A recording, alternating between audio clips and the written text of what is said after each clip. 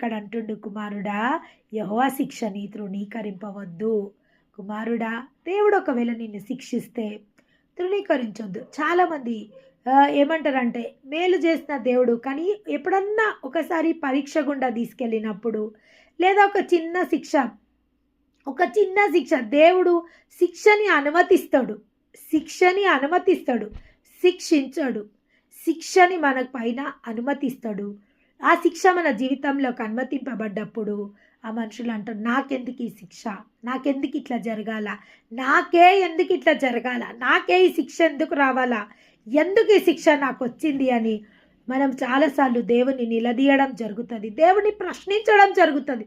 ఎందుకు నాకు ఈ విధంగా జరిగింది, ఎందుకు జరగాల నాకు ఈ విధంగా, నేను నీ సన్నిధికి వస్తున్నా కదా, నీ సన్నిధిలో నేను ఉంటున్నా కదా, అయినా కానీ ఈ శిక్ష నాకే ఎందుకు జరగాలి.